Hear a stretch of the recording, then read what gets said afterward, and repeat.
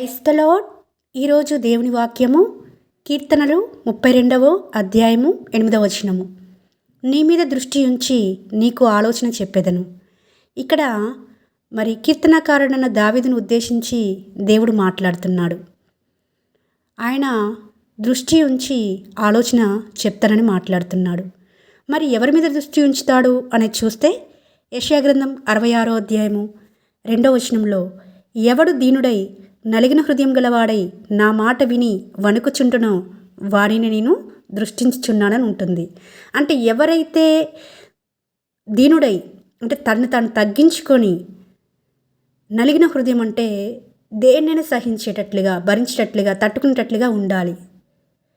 అలాంటి హృదయం గలవారి మీద దేవుని దృష్టి ఉంటుంది. అంత మాత్రమే కాదు, ఆయన మాట విన్నప్పుడు అంటే దేవుని మాట విన్నప్పుడు ఒబే అవుతారు, విధేయత చూపిస్తారు. అలాంటి వారి మీద దేవుని దృష్టి ఉంటుంది.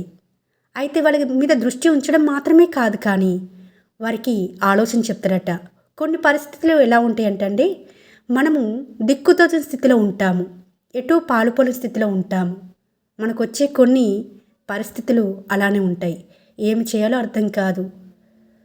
ఆరోగ్య సమస్యలు కావచ్చు, అప్పుల బాధలు కావచ్చు, ఇంట్లో అసమాధాన పరిస్థితులు కావచ్చు. ఇలాంటి పరిస్థితుల్లో మనం ఏం చేయాలో మనకి ఆలోచన కలగదు.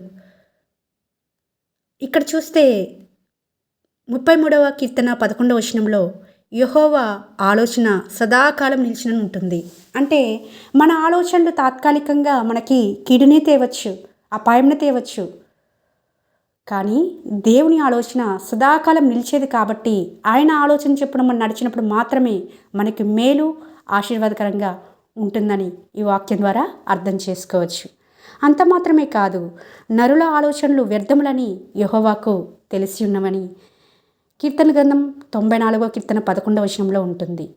అంటే మన ఆలోచనలు వ్యర్థములని దేవునికి తెలుసు కాబట్టే నీ మీద నేను దృష్టి ఉంచి నీకు ఆలోచన చెప్తాను, నేను సరైన మార్గంలో నడిపిస్తాను అని ఈ రోజున ఈ వాక్యం ద్వారా మనలందరినీ బలపరుస్తున్నాడు. జ్ఞానం గలవాడు మాత్రమే ఆయన ఆలోచనను అంగీకరిస్తాడండి. సామెతలు 12:15 ప్రకారం మూర్ఖుడు మాత్రమే, భక్తిహీనుడు మాత్రమే దేవుని మాటను విడిచిపెడతాడు, తృణీకరిస్తాడు, నిర్లక్ష్య పెడతాడు. ఆ విధంగా ఉన్నవారికి ఎటువంటి మేలు, ఆశీర్వాదం కలగకపోగా తనకు తానే కీడు తెచ్చుకునేవాడిగా ఉంటాడని ఈ రోజున నీ మీద దృష్టి ఉంచుతాను, నీకు ఆలోచన చెప్తాను, నేను సరైన మార్గం నడిపించి